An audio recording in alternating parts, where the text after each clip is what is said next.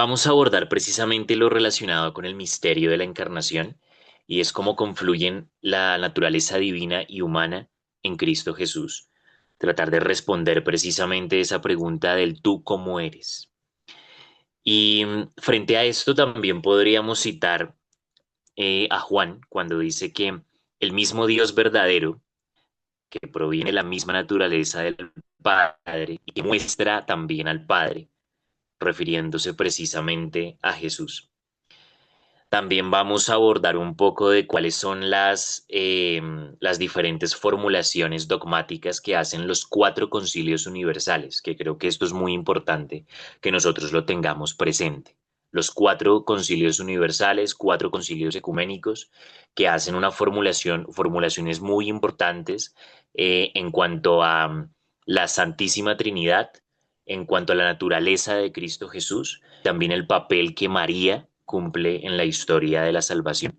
Así que va a ser muy importante que sigamos de cerca lo que los cuatro concilios universales establecieron al respecto y que también se suscitaron alrededor de diferentes herejías, de diferentes doctrinas cerradas que iban surgiendo para ese momento de la historia. Y como respuesta a esas herejías, como respuesta a esos dilemas, esas controversias doctrinales, surgen estos concilios universales que dan unas formulaciones dogmáticas que son muy importantes hasta el día de hoy y seguirán siendo importantes frente a lo que abordaremos en esta sesión. Así que el planteamiento del problema y la pregunta en sí es el cómo del ser de Jesús. Y esta es una de las cuestiones más difíciles que trata de responder la cristología. Así que no es solamente responder el qué y el por qué, sino en este caso el cómo. El qué y el por qué ya lo hemos respondido con todos los subtemas que hemos abordado previamente. Ahora nos vamos a dedicar a responder acerca del cómo. Y es explicar precisamente la mismidad de Jesús de Nazaret y cómo en él confluyen en la unidad de su persona, su humanidad y su divinidad. Y eso es a lo que precisamente Ilse también hablaba de la unión hipostática.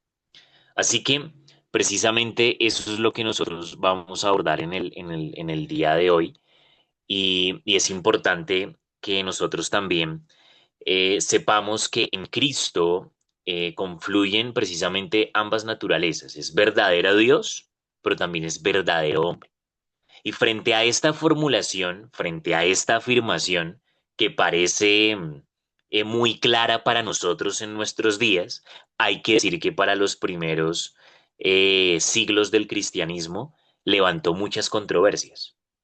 Para muchos cristianos, más o menos en el siglo tercero, cuarto, eh, les costaba entender precisamente cómo en una persona se unían ambas naturalezas y es completamente entendible. Y creo que desde aquí es importante también entender de que no deben haber prejuicios frente a esto. Todos en la búsqueda de entender, de comprender la naturaleza de Cristo, pues se planteaban diferentes panoramas, contemplaban diferentes perspectivas explicativas sobre cómo podía ser esto, ¿no? Cómo podían confluir ambas naturalezas en Cristo Jesús. Y frente a esto, lo que les mencionaba, ¿no? Los cuatro primeros concilios ecuménicos o universales. Estos se dieron entre el 325 y el 451 de nuestra era. Los santos padres y el magisterio condenaron errores doctrinales, controversias que surgieron para eso entonces y para los cuales surgieron los concilios con el fin de precisar la doctrina y elaborar fórmulas racionales precisas, ¿no?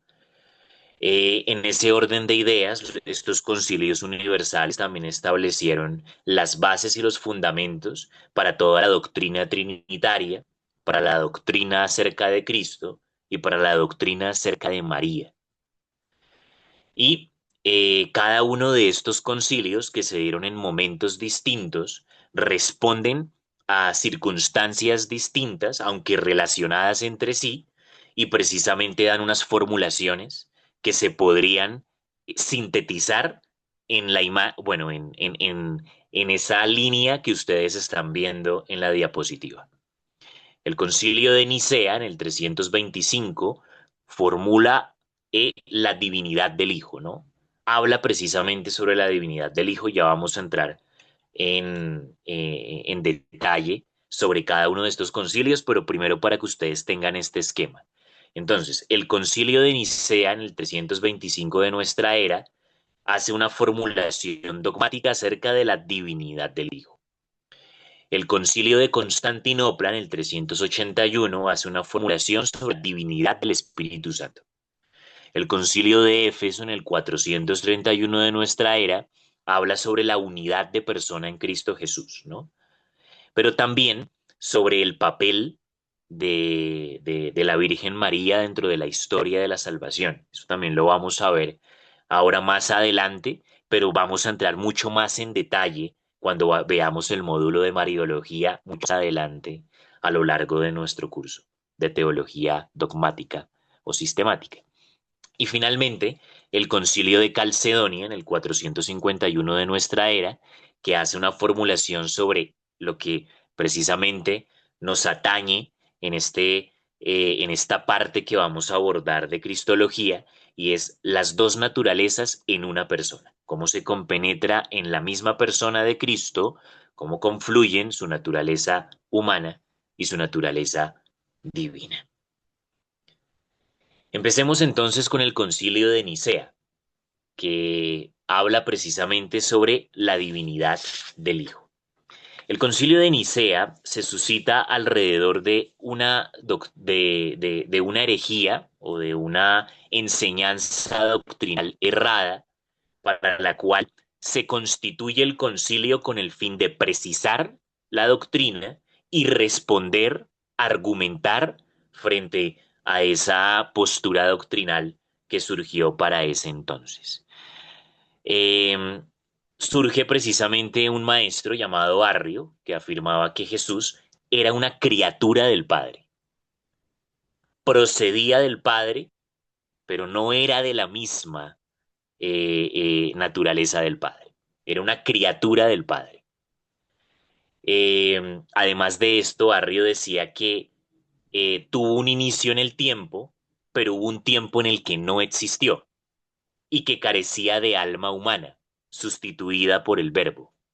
Entonces, si ustedes analizan la postura de Arrio, pues hay algunos elementos que no coinciden con la formulación actual que nosotros conocemos acerca de la divinidad de Cristo y que hemos también disertado y reflexionado en las sesiones anteriores. Ahora, podríamos remitirnos inclusive a la Biblia, cuando Juan habla del verbo, ¿no? El verbo era con Dios y el verbo era Dios, ¿no? Y si nosotros leemos ese primer versículo, nos habla precisamente no solo de la divinidad de Cristo Jesús, sino de su eternidad, ¿no? Y bueno, la doctrina de Arrio, como ustedes pueden ver, no solamente dice que Jesús es una criatura del Padre, sino que aparte de eso dice que hubo un tiempo en el que no existió. O sea que también contradice su eternidad, ¿no? Que hace parte precisamente de la esencia de la naturaleza divina de Cristo Jesús. Ahora, frente a esta doctrina que surge por parte de Arrio, pues claramente hubo muchos adeptos, como también muchos contradictores.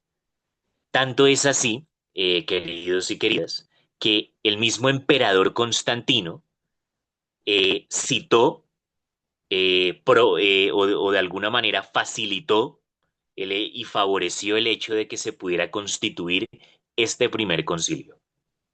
Recordemos que el emperador Constantino fue el primer emperador de Roma que institucionaliza y oficializa el cristianismo como la religión dominante en el Imperio Romano, en el 313 con el Edicto de Milán. Entonces, estamos hablando de que ya en el año 325 han pasado un poco más de 10 años desde que se ha oficializado el cristianismo como la religión del Imperio Romano. Por lo tanto, en este caso, Constantino, quien tiene la prerrogativa como emperador, es el que convoca a este concilio para que también pueda responderse a esta controversia doctrinal que se da alrededor de la divinidad de Cristo Jesús. Frente a esto, debemos decir que el concilio se celebra precisamente en el Palacio Imperial de Constantino, que empieza precisamente con un discurso introductorio hecho por el mismo emperador y se da entre el comienzo del 20 de mayo al 25 de julio del año 325. Se reúne obviamente una cantidad importante de prelados para discutir este tema, para analizar a fondo la doctrina del arrianismo de Arrio en este caso, y hacen una definición dogmática al respecto. Entonces, el concilio dice lo siguiente, y es que el Hijo, Cristo Jesús, es consustancial al Padre, es de la misma sustancia, es de la misma naturaleza. Dios verdadero de Dios verdadero, engendrado, no hecho. ¿Mm? Entonces, aquí habla precisamente, o la formulación dogmática, la definición dogmática es que Cristo Jesús es consustancial, es de la misma naturaleza del Padre y, por tanto, también afirma no solo su divinidad, sino también su eternidad en el tiempo. ¿Mm?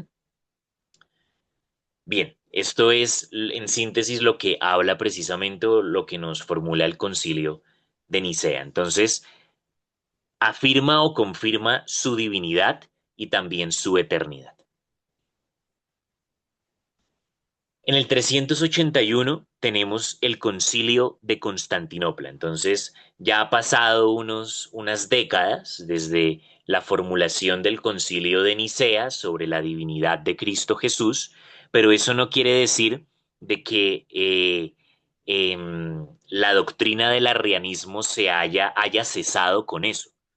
Tanto es así que inclusive los pueblos germanos, recordemos que el Imperio Romano también tenía dominio sobre diferentes tierras, algunos pueblos germanos o varios pueblos germanos se adscriben al arrianismo. Entonces, estas doctrinas, si bien se hace una precisión doctrinal desde el concilio, no quiere decir que hayan cesado o hayan muerto con eso.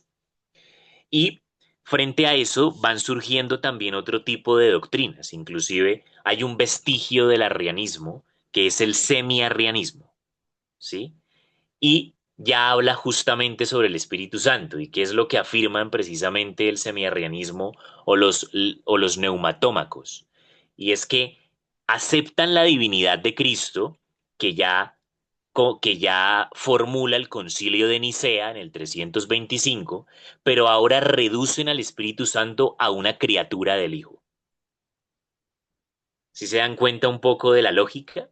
Entonces, el arrianismo decía, para los tiempos en el que se constituye el Concilio de Nicea, que Cristo era criatura del Padre. El Concilio de Nicea dice, no, no, no, no, el Hijo es consustancial al Padre, es de la misma naturaleza del Padre. Ahora, el semi-arrianismo, que es el vestigio del arrianismo, dice, ok, sí, aceptamos la divinidad de Cristo, pero frente al Espíritu Santo, el Espíritu Santo es una criatura del Hijo. ¿Sí? Ya no comparte precisamente esa misma categoría o esa misma naturaleza, esa misma sustancia, ¿no? ¿Cuál es la definición dogmática frente a esto? Bueno, se reafirma lo que ha mencionado el concilio anterior de Nicea sobre la divinidad de Cristo, y por eso se le conoce a este concilio también como, o se le da el nombre del símbolo niceno-constantinopolitano, porque también define al Espíritu Santo como Señor y dador de vida, que junto con el Padre y el Hijo recibe una misma adoración y gloria. Por eso, con el concilio de Nicea y el concilio de Constantinopla, se hace una afirmación y una formulación categórica y dogmática sobre la Trinidad, ¿no? Entonces aquí tenemos que Dios Padre, Dios Hijo y Dios Espíritu Santo son las tres divinas personas de la Trinidad. Comparten la misma naturaleza. ¿Mm? Esta es, pues, la formulación dogmática del Concilio de Constantinopla. se afirma la divinidad del Espíritu Santo. Y por tanto, ese símbolo niceno-constantinopolitano integra lo que es la doctrina, o en esencia la doctrina trinitaria. Luego de esto, ya un buen tiempo después, casi 50 años después, se da el concilio de Éfeso. Y el concilio de Éfeso habla también, responde, como los anteriores, a diferentes controversias doctrinales que también se dan para ese entonces. En este caso, la controversia se da con relación también a ya no a la divinidad de Cristo, ni a la divinidad del Espíritu Santo, sino se da con relación a el papel de la Virgen María. ¿Sí? En este caso, el Concilio de Éfeso enfrenta dos posiciones doctrinales distintas de dos escuelas de pensamiento para ese entonces. El conflicto se da entre la escuela de Alejandría y la escuela de Antioquía. Y tenemos dos representantes muy importantes por parte de la escuela de Alejandría, Cirilo de Alejandría, y por parte de la escuela de Antioquía, Nestorio. Cirilo de Alejandría defendía la unión íntima de las naturalezas, de la naturaleza divina y humana en Cristo Jesús. Nestorio hacía una distinción radical y filosófica entre esas naturalezas. Entonces, eran posiciones distintas acerca de la naturaleza de Cristo. Nestorio afirmaba que en Cristo habían dos personas. ¿Mm? Por lo tanto, eso, ¿cómo se conecta eso con María? Pues si en Cristo hay dos personas, ¿sí? Una humana y otra divina, entonces María sería madre del hombre. Creo que, ay, discúlpeme,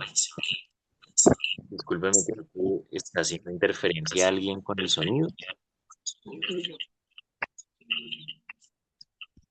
Si me pueden ayudar ahí, por favor. Hola, hola. Listo. Ok, bien, perfecto. Entonces, les decía que Nestorio afirmaba que en Cristo habían dos personas, una humana y otra divina.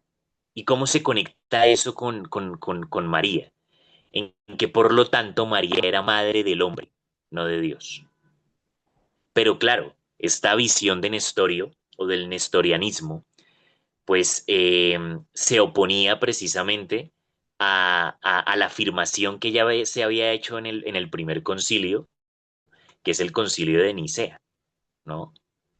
Entonces el concilio de Nicea nos habla precisamente de la divinidad del Hijo, pero también aquí se pone de alguna forma en entredicho no solamente la naturaleza de Cristo como no solo la naturaleza de Cristo, sino cómo confluyen precisamente su humanidad y su divinidad, ¿no? Entonces, esto es lo que precisamente entra en contradicción o por lo menos que entra en controversia con el papel de María. ¿Cuál es la definición dogmática a la que llega precisamente el Concilio de Éfeso? Las dos naturalezas, la humana y la divina, subsisten en una sola persona. Cristo es 100% Dios y 100% hombre. No está dividido en dos personas, como afirmaba el Nestorio, sino que las dos naturalezas, humana y divina, subsisten en una única persona. En conclusión, por lo tanto, María es verdaderamente madre de Dios. Y hay en este caso, pues el término en griego sería Theotokos, en contraposición al antropotokos, ¿no? Que es madre del hombre.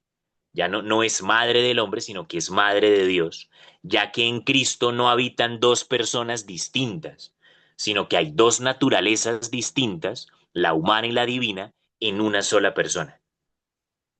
Entonces, en una sola persona confluyen precisamente su humanidad y su divinidad, lo que hace que María no solamente sea madre del hombre, sino que sea madre de Dios hombre, sea madre de Dios, en este caso.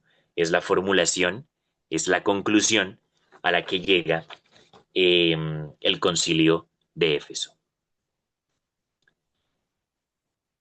Luego de esto, luego de este concilio de Éfeso, unos 20 años más tarde, se constituye el concilio de Calcedonia, ¿sí? En el concilio de Calcedonia, pues ya se logra una cumbre, o por lo menos sí, hay una cumbre de la cristología dogmática, porque se afirma precisamente lo que ya había hablado precisamente el concilio anterior, y es que en Cristo hay dos naturalezas, humana y divina, en una sola persona, ¿vale? Claro, hay otras herejías que surgen para este entonces, como es el caso del monofisismo de Eutiques, que afirmaba que la naturaleza humana es absorbida por la divina, ¿no? Y ahí ya precisamente hay un error doctrinal, ¿sí? ¿Por qué? Porque, recordemos, son dos naturalezas en una persona, 100% Dios, 100% hombre. Calcedonia respondió con una fórmula definitiva. Jesucristo es perfecto en divinidad y perfecto en humanidad, en dos naturalezas que confluyen en una sola persona e hipóstasis. Entonces, aquí podríamos destacar cuatro elementos acerca de esta formulación dogmática del concilio de Calcedonia. Primero, sin confusión, las naturalezas no se mezclan. Segundo, sin cambio, la divinidad no transforma la humanidad, o como dice en este caso el monofisismo, absorbe la humanidad, la naturaleza divina absorbe la naturaleza humana. Sin división, no son dos personas separadas, como afirmaba el nestorianismo, y sin división y sin separación, que están unidas en una sola hipóstasis, están unidas en una sola persona. ¿Sí? Entonces, aquí podríamos seguir un principio teológico filosófico que es el de distinguir, pero no separar. Se distingue, se puede distinguir su naturaleza humana de su naturaleza divina, sí, pero no se separan. Hacen parte de la misma persona. Esos son los cuatro pilares que sostienen precisamente la formulación dogmática del Concilio de Calcedonia y que supone la cumbre, el culmen de la cristología dogmática. Bien, hasta ahí creo que vamos bien. Continuemos. Hay una lista de herejías que se da en torno a la persona de Jesús. Miren la cantidad que hubo, ¿no? Hubo una cantidad importante de herejías que precisamente justificaron el que se realizaran estos concilios para poder hacer precisiones de tipo doctrinal. Encontramos errores en tres categorías: insuficiencias de la naturaleza humana, errores sobre la naturaleza divina y fallas en la unión hipostática, ¿no? Entonces, eh, esta unión hipostática, si nosotros lo vemos desde una visión dialéctica, vendría siendo la síntesis, ¿no? Pero aún en esas tres categorías también hay errores, o por lo menos hay herejías o movimientos que surgían de esto. Algo que me parece muy importante mencionar, queridos compañeros y compañeras, es que nosotros también podríamos asignarles o atribuirles de una manera apresurada eh, a todos los iniciadores de estos movimientos como que eran rebeldes o revolucionarios o desobedientes. Bueno, podríamos asignarles diferentes etiquetas, pero no sería justo con ellos, porque muchos de ellos eran cristianos genuinos, pero que en búsqueda de encontrar una explicación racional a este misterio, que ya hemos hablado del concepto de misterio en teología, pues elaboran diferentes posturas elaboran diferentes ideas, elaboran diferentes teologías alrededor de la persona de Jesús. Pero no lo hacen de manera malintencionada, no lo hicieron de manera malintencionada, sino que lo hicieron precisamente para satisfacer esas inquietudes y esas interrogantes que surgían alrededor del misterio de la persona de Jesús, pero que claramente suponían unos movimientos que entraban en controversia con la doctrina apostólica y con la doctrina oficial, para los cuales los concilios responden y precisan la enseñanza doctrinal. Entonces, sobre la insuficiencia de la naturaleza humana encontramos algunas herejías como la de Marción, los docetas, los apolinaristas, los monofisistas de Eutiques, los monoenergistas, los monotelistas, ¿no? ¿Cuál era el error teológico fundamental de cada uno? Para los docetas era que el cuerpo de Jesús era un cuerpo aparente, no real, ¿sí? Ya eso suponía una desviación de la doctrina, o de la doctrina oficial y de la doctrina, eh, eh, eh, podríamos decir, no solo de la doctrina oficial, sino también de la verdad acerca de la naturaleza humana de Cristo. No es un cuerpo aparente, es un cuerpo real. Los apolinaristas hablaban de que carecía de alma humana y que esa alma humana era reemplazada por el verbo, ¿no? Entonces, el concilio precisamente de Nicea también responde a eso. Que los monofisitas decían que la humanidad fue absorbida por la divinidad, ¿no? Entonces, a eso responde precisamente el último concilio que analizamos, el de Calcedonia. Los monoenergistas decían que la naturaleza humana sin energía, que la naturaleza humana era sin energía o acción propia, carecía de energía o de acción propia, como que no tenía voluntad propia, ¿no? Que estaba supeditada, ¿no? Los monotelistas hablaban de una sola voluntad, pero se negaba la voluntad humana. ¿Mm? Entonces, esas fueron las herejías que surgieron alrededor de las insuficiencias de la naturaleza humana. Ahora, ¿saben? Hay algo que también es muy interesante, queridos compañeros y compañeras, y es que estos movimientos o estas herejías, además de que surgían de cristianos auténticos, también los precursores de estas no era no era cualquier creyente, ¿no? Inclusive algunos de los iniciadores de estos movimientos tenían una autoridad religiosa importante, una autoridad religiosa e intelectual, ¿no? Por ejemplo, el monotelismo como herejía fue promovida por el patriarca de Constantinopla, ¿sí? El monoenergismo fue promovida en este caso por el patriarca de Alejandría.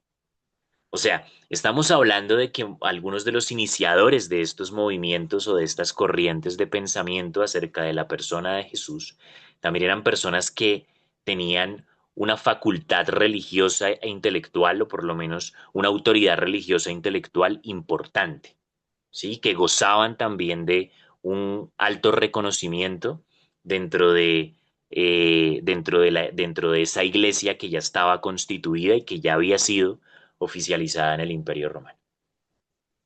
Errores sobre la naturaleza divina es la segunda categoría. Ahí encontramos herejías como los ebionitas, que afirmaban que Jesús es solo el mayor de los profetas, ¿no? Entonces negaban su naturaleza divina. Los adopcionistas decían que Jesús es un hombre adoptado por Dios, ¿sí? Y el arrianismo, que ya lo abordamos, que suscitó precisamente el primer concilio universal, que afirmaba que el Hijo es una criatura, no eterno ni de la misma sustancia.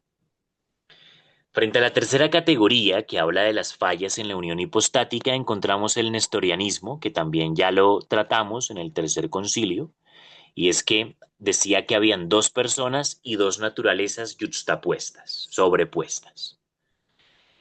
Y también podemos encontrar frente a las fallas en la unión hipostática teologías modernas, ¿no? Que apelan a la conciencia. Y en síntesis lo que afirman es que se le otorga a la naturaleza humana el carácter de sujeto autónomo, un yo independiente, ¿no?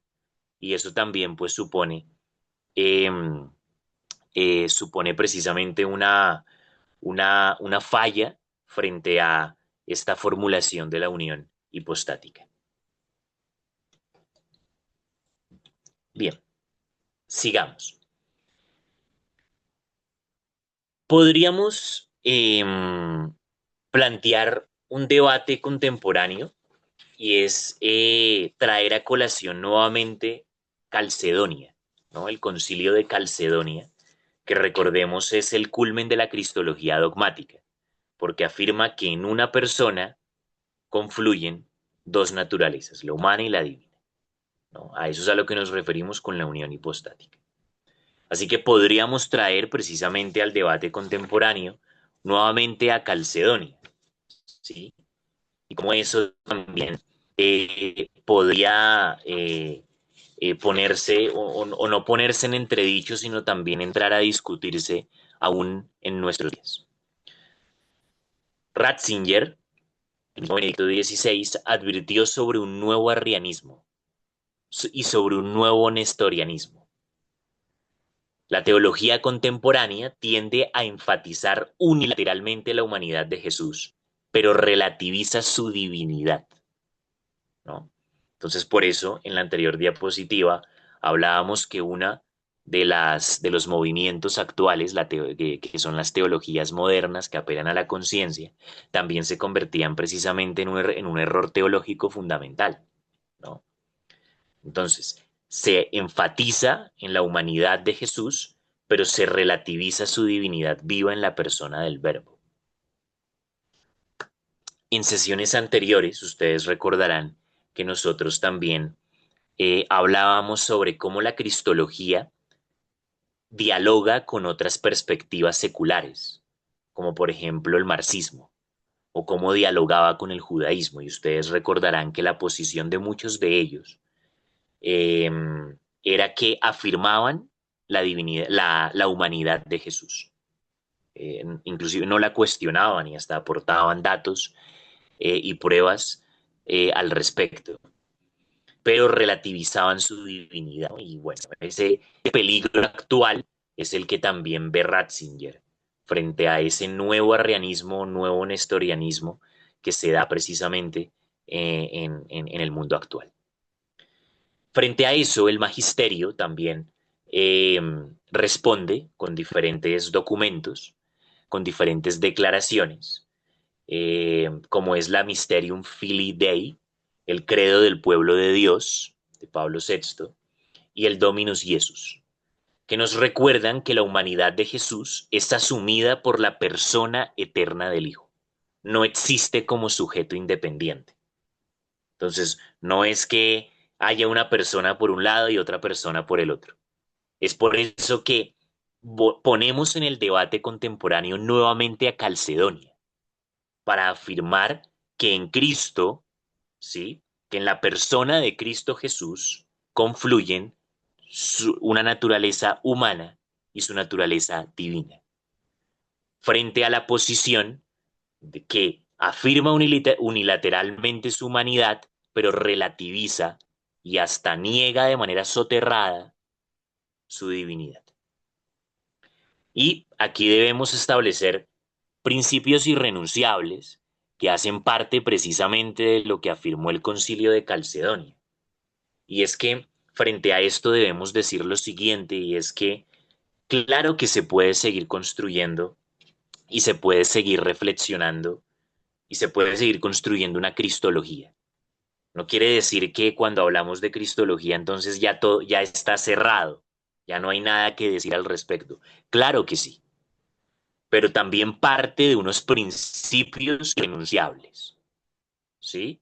Que siguen vigentes hasta hoy y seguirán vigentes mañana. El primero es que Jesús es verdadero Dios. Segundo, Jesús es verdadero hombre.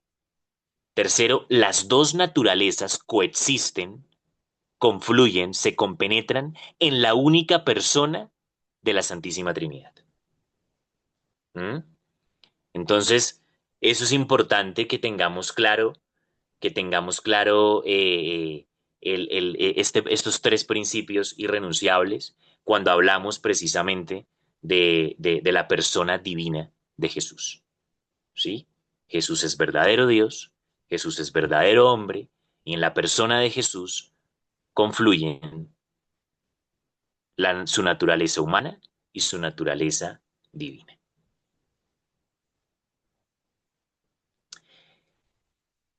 Cuando hablamos de naturaleza y persona, aquí el texto también nos muestra una visión interesante y es precisamente con relación a la explicación teológica de la unidad de persona y la dualidad de naturaleza en Cristo.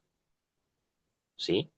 Entonces, ya queda claro, ya afirmando en demasía Calcedonia, que en la persona de Cristo Jesús confluyen su naturaleza humana y su naturaleza divina. Ustedes ya hasta aquí lo tienen que tener súper claro, que creo que ya también lo he dicho en diferentes ocasiones a lo largo de esta exposición. Sin embargo, eh, la unión hipostática, aunque supera la razón, no va en contra de la razón. ¿Sí? Es decir, tratar de explicar racionalmente la unión hipostática, que precisamente las interrogantes sobre la naturaleza de Cristo Jesús fue lo que dio lugar a todos estos movimientos y herejías que ya hemos descrito. Aún para nuestros días, con todo lo que se ha reflexionado desde la cristología, desde la teología sobre Cristo hasta hoy, y lo que seguirá reflexionando mañana, no quiere decir con eso entonces que eh, la unión hipostática pueda ser abarcada completamente desde nuestras categorías racionales. ¿Sí? La unión hipostática como verdad de fe supera la razón, pero no va en contra de esta. Y cuando hablamos de naturaleza y persona, aquí nos debemos remitir precisamente a lo que es el lenguaje del misterio, ¿no? Entonces, hay también un contexto, hay también un debate que se da frente a esto, situado precisamente en el uso de los términos, en el uso de los conceptos, ¿sí? En griego, el ousia y el prosopón. Y en latín, que es algo mucho más cercano a lo que nosotros podríamos, a lo que sería más familiar para nosotros, el natura y el persona, o naturaleza y persona. Si ustedes se dan cuenta, yo a lo largo de esta exposición he utilizado los términos naturaleza y persona. Eso hoy por hoy está claro, pero para ese entonces había una discusión y un dilema de cuáles podrían ser los conceptos que se podrían manejar para poder explicar de una manera mucho más clara y entendible la naturaleza de Cristo, la unidad de persona y la dualidad de su naturaleza. ¿Mm? Y aquí tenemos que hablar en este caso de un principio de operación que constituye una realidad en su entidad específica. En Cristo, la usía divina es común al Padre. La usía es la naturaleza. La naturaleza es común al Padre. Pero su usía, su naturaleza humana, es idéntica a la nuestra. ¿Mm? Entonces, esta discusión precisamente fue lo que permitió, después de ciertas discusiones y distinciones que se dieron sobre estos términos en griego y en latín, fue lo que al final permitió unificar la terminología para poder entender lo que hoy entendemos como naturaleza y como persona. Entonces, cuando hablamos precisamente de esto, también encontramos posiciones distintas, ¿no? En este caso, los padres griegos, ¿no? Parten de la Trinidad de personas para llegar a la unidad de Dios, ¿no? Mientras que los padres latinos consideraban la unidad de Dios y de ahí derivaban la Trinidad de personas.